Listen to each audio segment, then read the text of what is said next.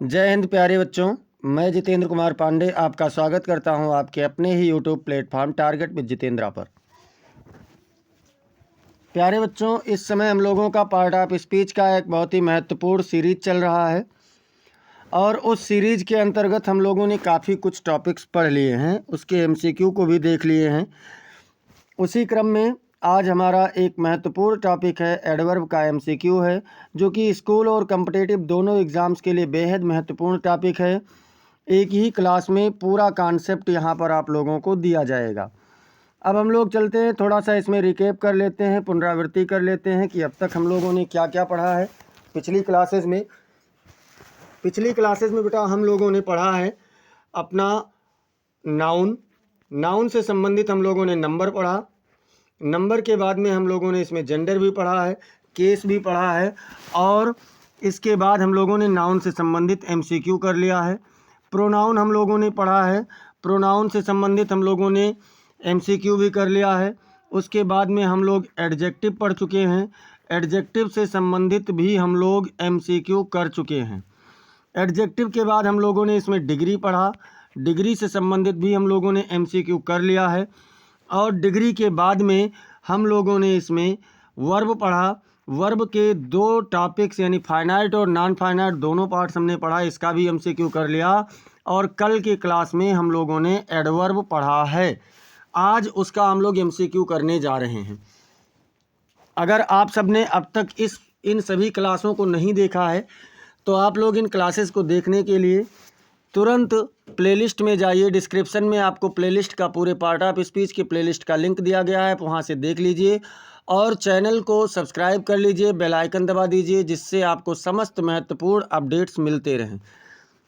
चलिए अब हम शुरुआत करते हैं आज के इस एमसीक्यू वाले टॉपिक को और देखते हैं कि इस एमसीक्यू वाले टॉपिक में क्या है। पहला क्वेश्चन, फर्स्ट क्वेश्चन क्या है बेटा? तो फर्स्ट क्वेश्चन हम लोगों का जो है वो लिखा हुआ है, identify the adverb of time in the following sentence. नीचे दिए गए वाक्य में आपको एडवर्ब ऑफ टाइम बताना है, मतलब समयवाचक क्रिया विशेषण बताना है। जिसमें आपका पहला है वाक्य है, she will start her new job tomorrow. वो अपनी नई नौकरी कल से शुरू करेगी। ऑप्शन नंबर ए है सी, ऑप्शन नंबर बी है विल, ऑप्शन नंबर सी है टुमारो और ऑप्शन नंबर डी है न्यू। मैंने आप लोगों को बताया था कि जो आपका एडवर्ब ऑफ टाइम है ये क्या करता है। तो एडवर्ब ऑफ टाइम आप लोगों को समय के बारे में सूचना देता है। भैया वो अपनी नौकरी कब से शुरू करेगी? तो टुमारो यानी कल से। तो टुमारो आपका क्या है बेटा? टुमारो यानी ऑप्शन नंबर सी आपका करेक्ट जवाब है, जो आपको समय के बारे में सूचना दे रहा है। अब हम लोग चलते हैं क्वेश्चन नंबर 2 की ओर। क्वेश्चन नंबर 2 देखिए, बहुत ही महत्वपूर्ण प्रश्नों की सीरीज है, अंत तक बने रहना, आपको काफ़ी बेनिफिट होने वाला है। क्वेश्चन नंबर 2 कह रहा है, choose the adverb of manner in this sentence.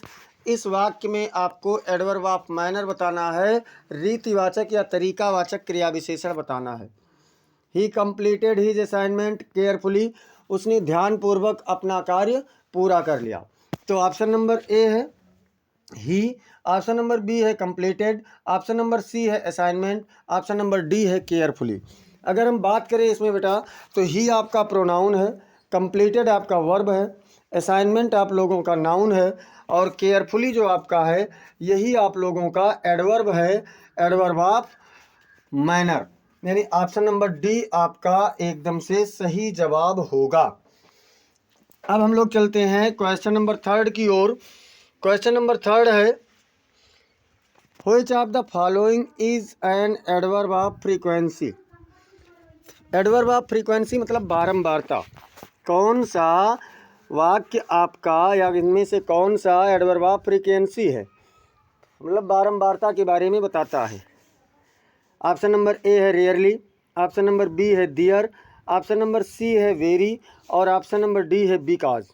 तो बिकॉज आपका कंजक्शन है, वेरी आप लोगों का एडवर्ब ऑफ डिग्री है, दियर आप लोगों का एडवर्ब ऑफ प्लेस है और रेयरली जो है कभी मतलब दुर्लभ या कभी कभार, यही क्या है, यही आपका फ्रीक्वेंसी है। तो option number A is the correct answer for this question.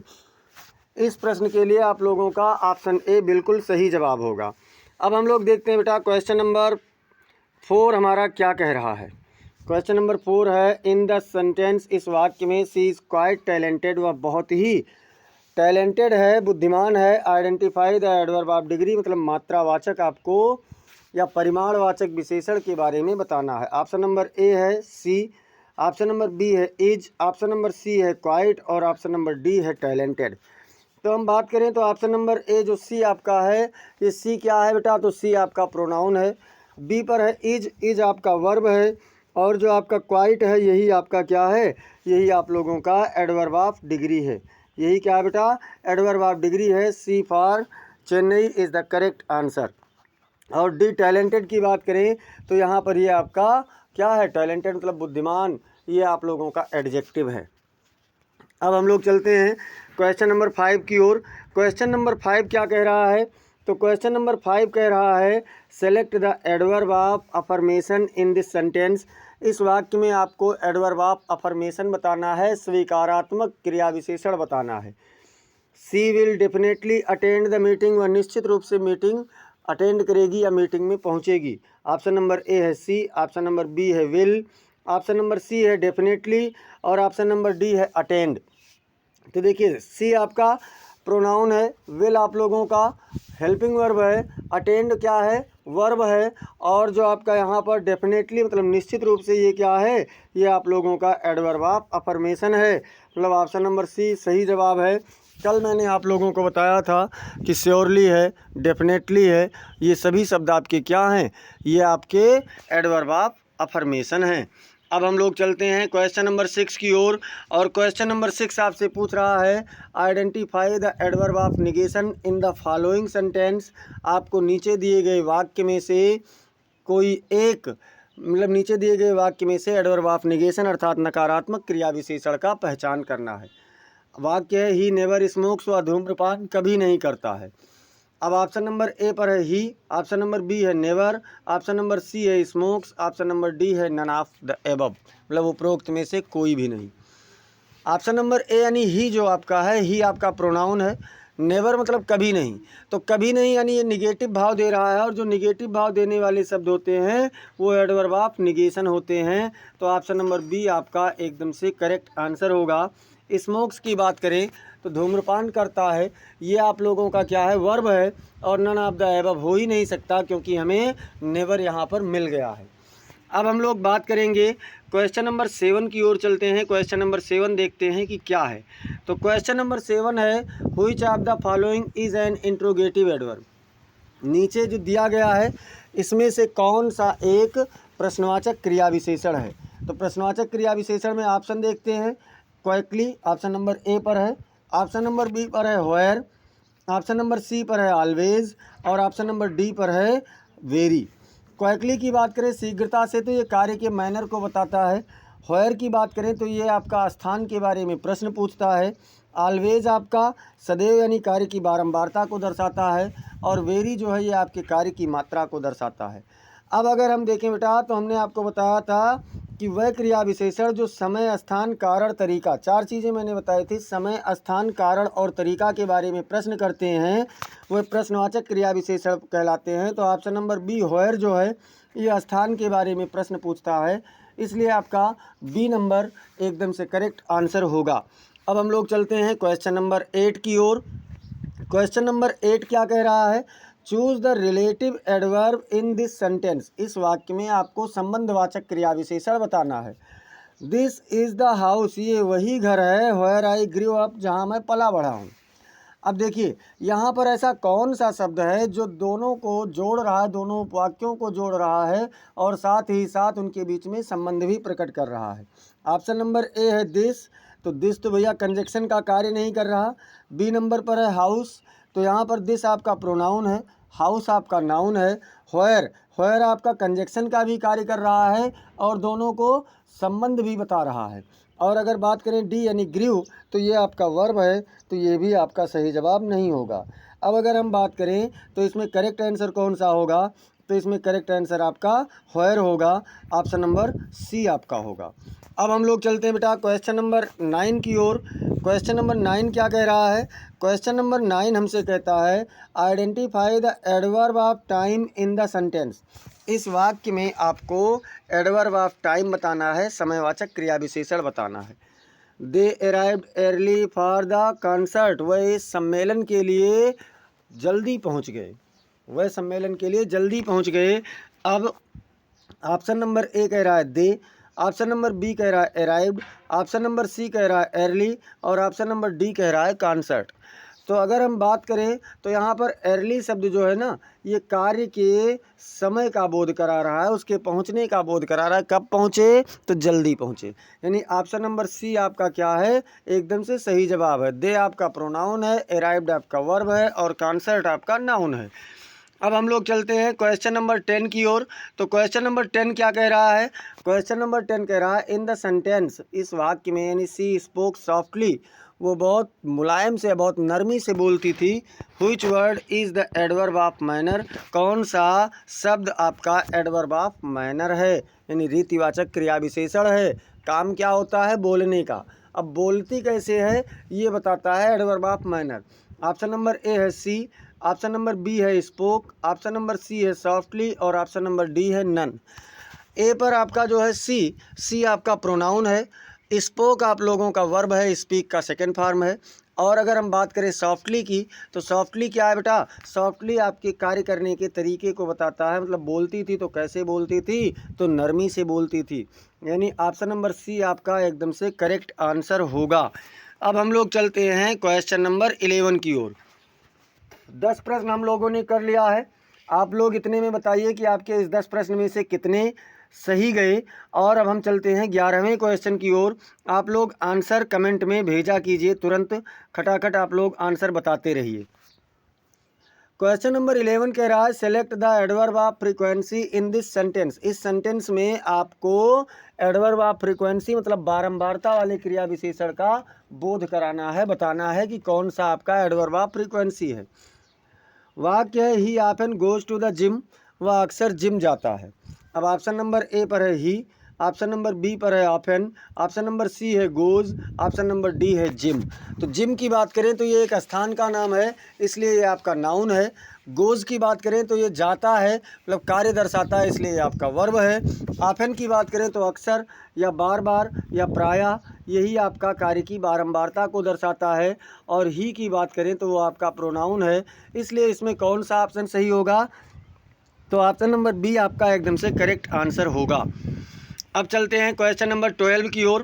Question number 12 क्या कह रहा है? क्वेश्चन नंबर 12 कह रहा है which word is the adverb of degree in the following sentence. नीचे दिए गए वाक्य में कौन सा शब्द आपका परिमाणवाचक क्रिया विशेषण है जो कार्य की मात्रा को दर्शाता है, कार्य की मात्रा को बताता है।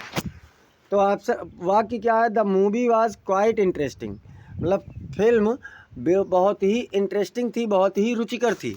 अब ऑप्शन नंबर ए कह रहा है मूवी, ऑप्शन नंबर बी कह रहा है वाज, ऑप्शन नंबर सी कह रहा है क्वाइट और ऑप्शन नंबर डी कह रहा है इंटरेस्टिंग। तो अगर हम यहाँ पर बात करें, मूवी क्या है? नाउन है, फिल्म को कहा जा रहा है। वाज क्या है? वर्ब है। क्वाइट आपके मतलब बिल्कुल या बहुत ही, ये क्या कर रहा है? मात्रा बता रहा है। इंटरेस्टिंग मतलब रुचिकर, ये भी आपका भाववाचक नाउन है। तो ऑप्शन नंबर सी आपका एकदम से करेक्ट आंसर होगा बेटा। अब हम लोग चल रहे हैं क्वेश्चन नंबर 13 की ओर। क्वेश्चन नंबर 13 क्या कह रहा है? Identify the adverb of affirmation in this sentence. आपको इस वाक्य में एडवर्ब ऑफ अफर्मेशन मतलब स्वीकारात्मक क्रिया विशेषण को बताना है। सी सर्टेनली नोज द आंसर, वह निश्चित रूप से उत्तर को जानती है। तो श्योरली है, डेफिनेटली है, सर्टेनली है, ये तीन शब्द जिसका अर्थ होता है निश्चित रूप से। ये आपका क्या है? ये आप लोगों का एडवर्ब ऑफ अफर्मेशन है। और इसमें आप बात करें ए का तो ये है सी, बी नंबर पर है सर्टेनली, डी नंबर पर है नोज और सी नंबर पर है नोज और डी नंबर पर है आंसर। तो बेटा हमने आपको पहले ही बता दिया है कि सर्टेनली आपका क्या है? सर्टेनली, डेफिनेटली और श्योरली, ये आपका एडवर्ब ऑफ अफर्मेशन है। Option number B is the correct answer. अब हम लोग चलते हैं क्वेश्चन नंबर 14 की ओर। क्वेश्चन नंबर 14 क्या कह रहा है? Choose the adverb of negation in the sentence. इस वाक्य में आप एडवर्ब ऑफ निगेशन यानी नकारात्मक क्रिया विशेषण का बोध कराइए। They do not agree with the proposal, वह इस प्रस्ताव से सहमत नहीं है, वह प्रस्ताव के साथ सहमत नहीं है। तो अब अगर हम बात करें, ऑप्शन नंबर ए कह रहा है दे, ऑप्शन नंबर बी कह रहा है डू, ऑप्शन नंबर सी कह रहा है नॉट और ऑप्शन नंबर डी कह रहा है एग्री। तो अगर हम लोग इसके अनुसार बात करें तो दे आपका प्रोनाउन है, डू आपका हेल्पिंग वर्ब है, नॉट आपका एडवर्ब है और एग्री की बात करें तो ये आपका वर्ब है। नो, नॉट और नेवर, तीन शब्द, नॉट तो यहाँ पर है ही, नो और नेवर, ये तीन आपके एडवर्ब ऑफ निगेशन होते हैं। नो, नॉट और नेवर ये क्या हैं? ये एडवर्ब ऑफ निगेशन है। अब हम लोग बात करेंगे क्वेश्चन नंबर 15 पर। क्वेश्चन नंबर 15 क्या कह रहा है? क्वेश्चन नंबर 15 कह रहा है which of the following is an interrogative adverb. नीचे जो दिया गया है इसमें से कौन सा आपका एक इंट्रोगेटिव एडवर्ब है, मतलब प्रश्नवाचक क्रिया विशेषण है। ऑप्शन नंबर ए है हु, ऑप्शन नंबर बी है व्हाट, ऑप्शन नंबर सी है व्हेन, ऑप्शन नंबर डी है व्हिच। तो हमने आपको कल बताया था कि वह क्रिया विशेषण जो समय, स्थान, कारण और तरीका के बारे में प्रश्न करते हैं उसे हम क्या कहते हैं? एडवर्ब ऑफ इंट्रोगेटिव एडवर्ब कहते हैं, मतलब जो इनके बारे में प्रश्न करते हैं। यहाँ पर व्हेन जो आपका मिल रहा है ये क्या कर रहा है? ये आपका एडवर्ब है, क्योंकि ये समय के बारे में प्रश्न पूछ रहा है। तो सी नंबर आपका एकदम से सही आंसर होगा। अब चलते हैं बेटा क्वेश्चन नंबर 16 की ओर। क्वेश्चन नंबर 16 क्या कह रहा है? क्वेश्चन नंबर 16 कह रहा है in the sentence I remember the day when we first met. मतलब मुझे वह दिन, इस वाक्य में कि मुझे वह दिन अच्छे से याद है जब हम मिले थे, पहली बार मिले थे। आइडेंटिफाई द रिलेटिव एडवर्ब, आपको रिलेटिव यानी संबंधवाचक क्रिया विशेषण बताना है। अब देखिए, समय, स्थान, कारण और तरीका के बारे में बताते हुए कंजक्शन का कार्य करते हैं और साथ ही साथ दोनों उपवाक्यों के बीच में संबंध स्थापित करते हैं। ऐसे वाक्यों को हम क्या कहते हैं? ऐसे वाक्यों को संबंधवाचक क्रिया विशेषण कहते हैं। अब यहाँ पर आई आपका मैं प्रोनाउन है, बी आपका है डे, डे मतलब दिन, ये आपका नाउन है। व्हेन ये आपका देखिए यहाँ पर कंजक्शन का कार्य कर रहा है, दोनों को जोड़ रहा है, तो व्हेन आपका क्या होगा? आंसर हो जाएगा। मेट की बात करें तो ये वर्ब है, यानी ऑप्शन नंबर सी आपका एकदम से करेक्ट आंसर होगा। अब चलते हैं क्वेश्चन नंबर 17 की ओर। क्वेश्चन नंबर 17 क्या कह रहा है बेटा? तो क्वेश्चन नंबर 17 कह रहा है identify the adverb of time in the following sentence. नीचे दिए गए वाक्य में आप एडवर्ब ऑफ टाइम का बताइए या पहचानिए। We will visit the museum tomorrow, हम म्यूजियम कल जाएंगे। म्यूजियम मतलब संग्रहालय, तो हम कल संग्रहालय जाएंगे। ऑप्शन नंबर ए है वी, ऑप्शन नंबर बी है विल, ऑप्शन नंबर सी है टुमारो, ऑप्शन नंबर डी है म्यूजियम। इसमें से कौन सा ऐसा शब्द है जो समय के बारे में बता रहा है? और जो समय के बारे में बता रहा है वही आपका क्या है? एडवर्ब ऑफ टाइम है। तो इसमें आपको एक शब्द मिल रहा है टुमारो। टुमारो जो आपका है सी नंबर वाला ऑप्शन, ये आपका एकदम से करेक्ट आंसर होगा। बात करें वी का, तो वी आपका प्रोनाउन है, विल आपका हेल्पिंग वर्ब है और म्यूजियम आपका नाउन है। अब हम लोग चलते हैं क्वेश्चन नंबर 18 की ओर। क्वेश्चन नंबर 18 कह रहा है choose the adverb of manner in this sentence. इस वाक्य में आप एडवर्ब ऑफ मैनर का पहचान कीजिए, यानी तरीकावाचक क्रिया विशेषण का पहचान कीजिए। सी डांस्ड ग्रेसफुली, उसने प्रसन्नतापूर्वक शानदार तरीके से नृत्य किया। तो भैया इसमें ऑप्शन नंबर ए है सी, ऑप्शन नंबर बी पर है डांस्ड, ऑप्शन नंबर सी है ग्रेसफुली, ऑप्शन नंबर डी है नन ऑफ द एबव। अब इसमें से अगर हम लोग पूछें कि कौन सा है, तो ग्रेसफुली यानी शानदार तरीके से। सी क्या है? सी प्रोनाउन है, डांस्ड आपका वर्ब है, तो ऑप्शन नंबर सी यहाँ पर आपका करेक्ट आंसर हो जाएगा, क्योंकि ये उसके नृत्य करने के तरीके का बोध करा रहा है। अब हम लोग चलते हैं बेटा क्वेश्चन नंबर 19 की ओर। और क्वेश्चन नंबर 19 क्या कह रहा है? क्वेश्चन नंबर 19 आपसे कह रहा है which word is the adverb of frequency in the sentence. इस वाक्य में कौन सा शब्द आपका एडवर्ब ऑफ फ्रीक्वेंसी है जो बारंबारता को दर्शा रहा है? दे सेल्डम ईट आउट, वह अक्सर खाते रहते हैं। ऑप्शन नंबर ए है दे, तो दे क्या है? प्रोनाउन है। सेल्डम मतलब अक्सर यानी प्रायः, कभी कभी, तो ये क्या है? ये आपके कार्य की बारंबारता को दर्शाता है। ईट की बात करें तो वर्ब है, आउट की बात करें तो प्रीपोजिशन है। सेल्डम यहाँ पर जो आपका है option number B, B for boy, is the correct answer. अब हम लोग अभी तक 90 क्वेश्चन कर चुके हैं। अब हम लोग चलते हैं क्वेश्चन नंबर 20 की ओर। क्वेश्चन नंबर 20 कह रहा है इन द सेंटेंस, वाक्य में ही इज़ वेरी इंटेलिजेंट, वह बहुत बुद्धिमान है, identify the adverb of degree. आप एडवर्ब ऑफ डिग्री यानी कि मात्रावाचक परिमाणवाचक क्रिया विशेषण का पहचान कीजिए। ऑप्शन नंबर ए है ही, ऑप्शन नंबर बी है इज, ऑप्शन नंबर सी है वेरी और ऑप्शन नंबर डी है इंटेलिजेंट। ही की बात करें तो ही आपका प्रोनाउन है, इज आपका वर्ब है, वेरी आपका मात्रा बता रहा है और इंटेलिजेंट आपका एडजेक्टिव है। तो इसमें वेरी शब्द जो है बेटा यही आपका एडवर्ब ऑफ डिग्री है, यानी option number C is the correct answer. अब तक बेटा हम लोग 20 क्वेश्चन कर चुके हैं और इस 20 क्वेश्चन में आपका अभी तक कितना सही गया आप लोग इसे कमेंट सेक्शन में ज़रूर बताइए। और अगर अभी तक आप लोगों ने पिछला वीडियो एडवर्ब वाला नहीं देखा है तो डिस्क्रिप्शन में आपको पार्ट ऑफ स्पीच का प्ले लिंक मिल जाएगा, प्लेलिस्ट का लिंक, आप वहाँ से जा करके देख सकते हैं। क्वेश्चन नंबर 21 क्या कह रहा है? क्वेश्चन नंबर 21 कह रहा है select the adverb of affirmation in this sentence. इस वाक्य में आप स्वीकारात्मक क्रिया विशेषण का पहचान कीजिए। सी विल श्योरली सक्सीड, आशा है आप लोग अब तक समझ गए होंगे। तो देखते हैं, फिर भी आप लोग कमेंट में बताइए आंसर, तब तक मैं ऑप्शन देखता हूँ। ऑप्शन नंबर ए है सी, ऑप्शन नंबर बी है विल, ऑप्शन नंबर सी है श्योरली, ऑप्शन नंबर डी है succeed. She will surely succeed, वह निश्चित रूप से पास होगी। अब यहाँ पर सी प्रोनाउन है, विल आपका हेल्पिंग वर्ब है, सक्सीड आपका मेन वर्ब है और श्योरली मतलब निश्चित रूप से, श्योरली, डेफिनेटली और आपका सर्टेनली, ये तीन शब्द आपके क्या हैं बेटा? ये तीन शब्द आप लोगों के एडवर्ब ऑफ अफर्मेशन हैं। तो इसलिए आपका ऑप्शन नंबर ए बिल्कुल सही जवाब होगा। क्वेश्चन नंबर 22 देखते हैं। क्वेश्चन नंबर 22 कह रहा है identify the adverb of negation in the following sentence. आप नीचे दिए गए वाक्य में एडवर्ब ऑफ निगेशन का पहचान कीजिए। He hasn't finished his work homework yet, उसने अभी तक अपना गृह कार्य समाप्त नहीं किया है। अब ऑप्शन नंबर ए है ही, ऑप्शन नंबर बी है हैज़ेंट, ऑप्शन नंबर सी है फिनिश्ड, ऑप्शन नंबर डी है येट। अब यहाँ पर अगर हम बात करें तो ही आपका प्रोनाउन है, हैजेंट में हैज़ आपका तो सहायक क्रिया है, लेकिन जो नॉट है ये आप लोगों का एडवर्ब ऑफ निगेशन है, तो हैजेंट यहाँ पर हो जाएगा। फिनिश्ड की बात करें तो फिनिश्ड आपका वर्ब हो जाएगा और येट आपका प्रीपोजिशन हो जाएगा। तो इसमें आपका option number B is the correct answer, B आपका एकदम से सही जवाब है। अब हम लोग चलते हैं क्वेश्चन नंबर 23 की ओर। क्वेश्चन नंबर 23 क्या कह रहा है? तो क्वेश्चन नंबर 23 बेटा कह रहा है which of the following is an interrogative adverb.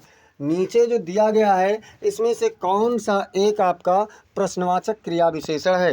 तो देखिए ऑप्शन नंबर ए कह रहा है व्हाई, ऑप्शन नंबर बी कह रहा है डियर, ऑप्शन नंबर सी कह रहा है ऑलवेज, ऑप्शन नंबर डी कह रहा है वेरी। अगर हम देखें तो चार के चारों शब्द आपके एडवर्ब हैं, लेकिन वेरी क्या है? वेरी मतलब बहुत, ये मात्रा बता रहा है तो ये एडवर्ब ऑफ मैनर है।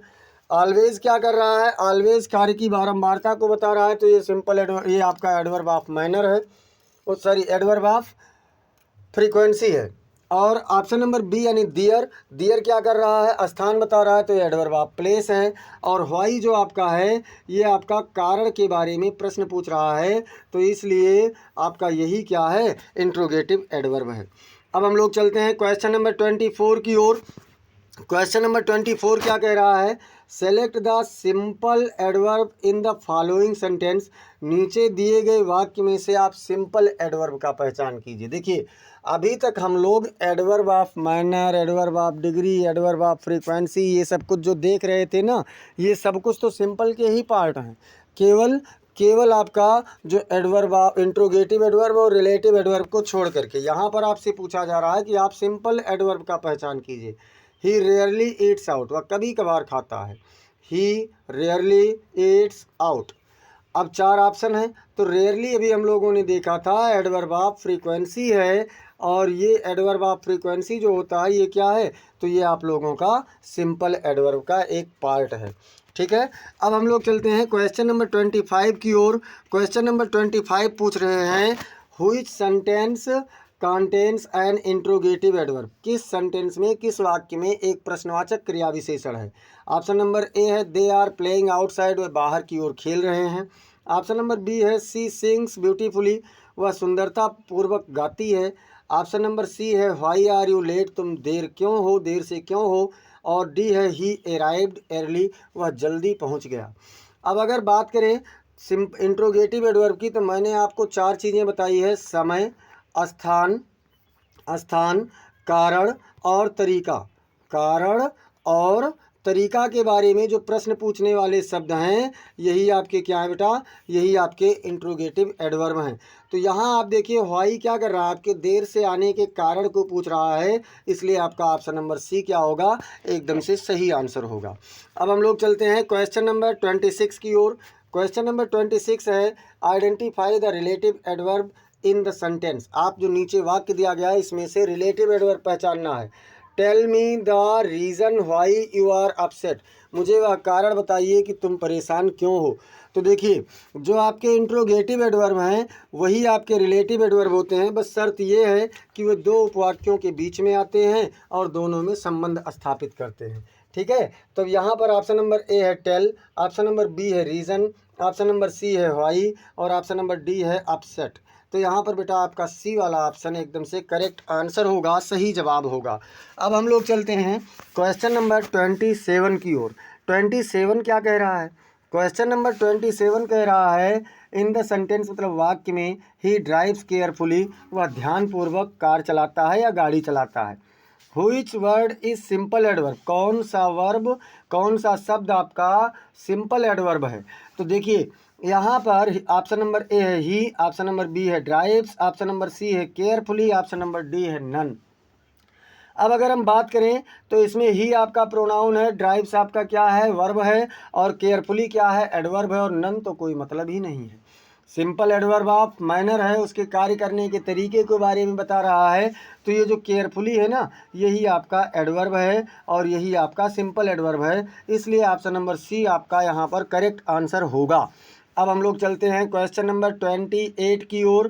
क्वेश्चन नंबर 28 क्या कह रहा है, which of the following is an interrogative adverb, जो नीचे दिया गया है इसमें से कौन सा एक आपका इंट्रोगेटिव एडवर्ब है, प्रश्नवाचक क्रिया विशेषण है। ऑप्शन नंबर ए कह रहा है हुज, ऑप्शन नंबर बी कह रहा है हुम, ऑप्शन नंबर सी कह रहा है हाउ और ऑप्शन नंबर डी कह रहा है व्हिच। तो हुज मतलब होता है किसका, हुम मतलब किसे, हाउ मतलब कैसे और व्हिच मतलब किसका, किसे।